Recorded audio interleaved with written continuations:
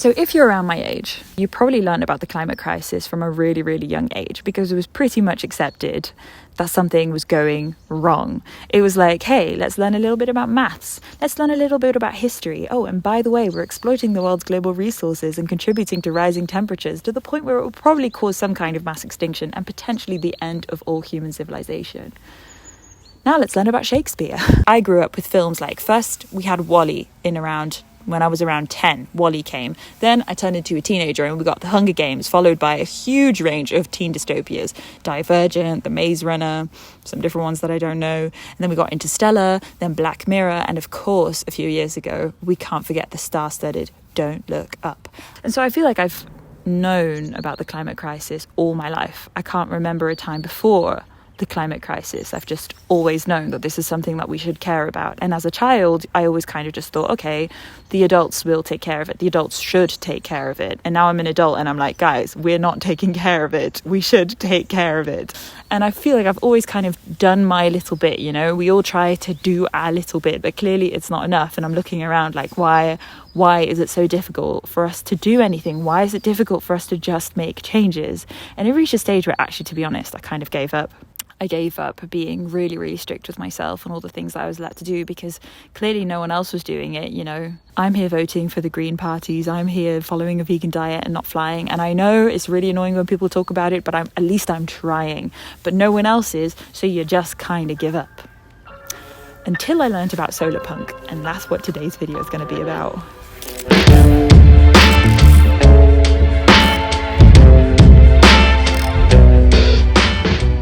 So in order to explain solar punk, I have to go back to cyberpunk, which is a word that more people might have heard of. It comes from sci-fi, where they go to the future and then you have these like really built up metal cities that is very, very hyper capitalist. So there's like adverts and neon ads everywhere. There's no nature. It's always dark and it's always gloomy. Think Blade Runner. Now, solar punk is kind of the much friendlier sister to that. So it's also sci-fi, it's in the future, but instead we've leaned way more into nature. We've leaned into renewable energies. And the word solar essentially comes from renewable energies, whereas the word punk, and this is really important, refers to the countercultural movement that is post-capitalist, that is decolonial. It's about community. So it's not just about things going green. Anyway, very often when I tell people about solar punk, they're like, oh, that's interesting. Tell me more. So if I had to explain it to you in a nutshell, it's essentially rejecting the idea that we are definitely doomed for a climate apocalypse and more just turning to hope, playfulness and creativity and community building instead. And I know that can feel really, really hard to imagine that right now. As someone who's going through the elections right now, in the Netherlands, we have election season upon us. And according to the polls, it is not looking good for our sustainable groups. But we can't give up, and we have to keep finding inspiration even in the darkest of times. Regardless of where you are in the world, you're probably not very happy right now. So let me give you a few examples. These are all examples from the Netherlands, but I'm sure you can find them globally as well. Everywhere in the world there are small and hopeful examples of solar punk everywhere, and these are the ones that we need to draw inspiration from in the future. So I'm starting off with an example that I think is very accessible to a lot of different people, and it is these green lines that are popping up all over the world in major cities. And it's this idea that train lines or tram rails are no longer being used and governments don't really know what to do with them. Now, one of the options that they could have taken is to just remove the whole thing and build something there from scratch. Build new houses, build new apartments, build new skylines. But instead what they're choosing to do is to keep the lines, to keep the ecosystem around it, and to keep the tracks, and to just build with what they have, maybe building walkable paths or cyclable paths. They have one of these round the corner of my house, and I always see people walking there. The gardens that they place throughout the tracks are actually run by volunteers, and they have some outdoor gyms and markets on the weekends as well. What I really like about this initiative, and what makes this, in my opinion, a little bit solar punk, is that they're using old technologies, or they're using old materials like old train lines to create new initiatives, ones that look actually quite modern, green cities and walkable cities. Another example that you see all across the world, which is a little bit further fetched, is earthships. So if you've ever seen pictures of earthships, they look kind of otherworldly at this point, but this is a perfect example. Earthships usually run completely on renewable energy. They're built out of recycled materials and they look really, really cool. They embrace nature through and through, and they're very, very sustainable when it comes to living. I want to focus a little bit more on this in a different video because there's actually an earthship community pretty close to where I live, and they give tours once a month, so I'm quite excited to go and see that. But that's another example of solar punk that's happening right now. Now, before I continue into this video, I want to also highlight exactly what solar punk is not, because I don't want my words to be misunderstood. Solar punk is not just an aesthetic. It's not just, hey, we want to be really, really green in the future and let's just put trees everywhere. No, it is a long-term vision. It is rethinking the systems that we've built up for ourselves from the ground up and trying to build something more sustainable in the long term. It's about using what we've had in the past and melding it with ideas that we have for the future. And sometimes it's not that pretty, but sometimes it's just what you need to do. So what I wanted to do is I wanted to talk about a specific project that has been widely criticized for not being solar punk, but wanting to be solar punk. I found it back in blogs and Reddit forums and even a scientific article, and it's this concept known as vertical forests.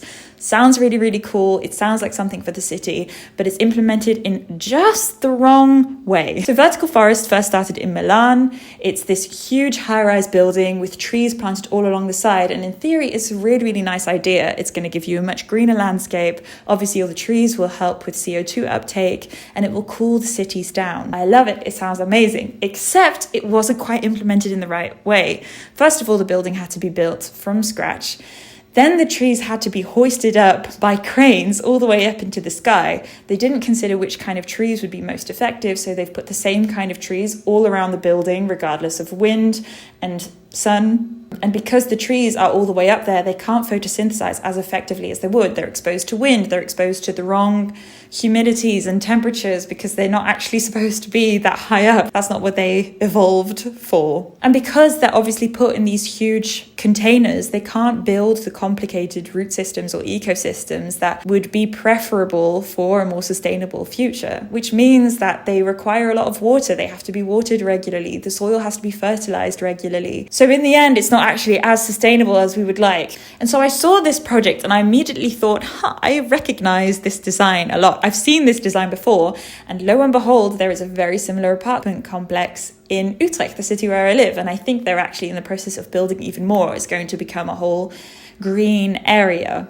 And so I decided to look up this exact project, and it's done by the same architect. Now in Utrecht, it's known as Wonderwoods, and if you go to their site, you immediately get a feel for the kind of audience that this project is trying to take. You get a huge ad for the penthouses specifically.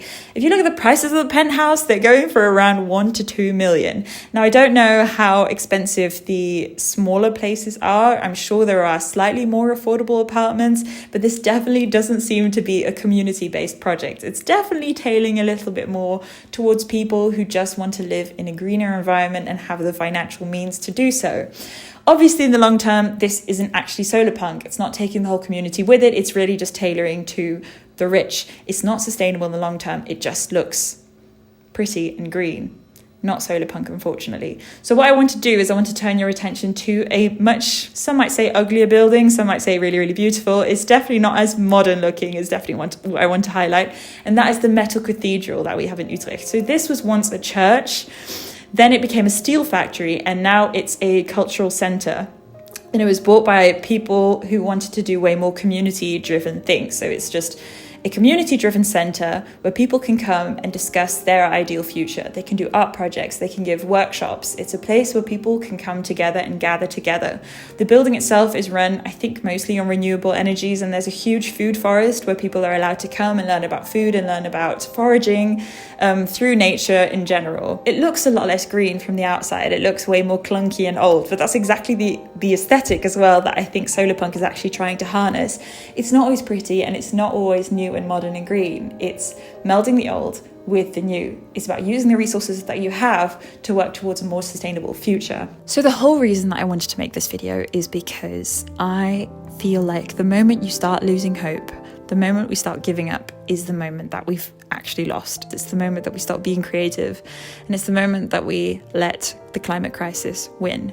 The lovely thing and the horrible thing about the climate crisis is that it doesn't just happen in one fell swoop. In fact, I saw an article that was really criticizing Don't Look Up for this exact reason. There isn't a single thing that will happen and then we're all destroyed. Sure, there are tipping points, but there are loads of little tipping points. And even if you haven't been doing anything for the climate crisis, you can still start now. Even if we've been going in the wrong direction this whole time, it's never too late for us to change our course. And it's something that we really have to remember.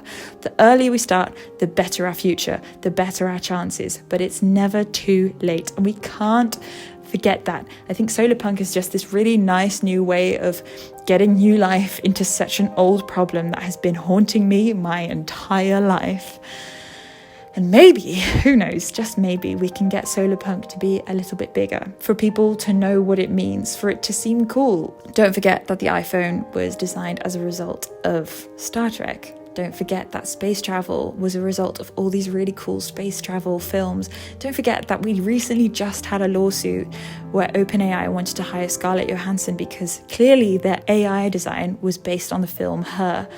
Films, cinema, pop culture, they make a huge difference to what we think is cool, to the things that we want to go into, the directions that we want to follow. So let's make solar punk that thing. Yeah, I don't expect this video to do very well, I'm not gonna lie, but for the people who are interested in solar punk, I hope that this serves as a nice little reminder that there are people out there who care about the climate crisis, who are still working on the climate crisis, and it's not just me, and it's not just the two people that you're talking to, it is people around the globe that worry about this.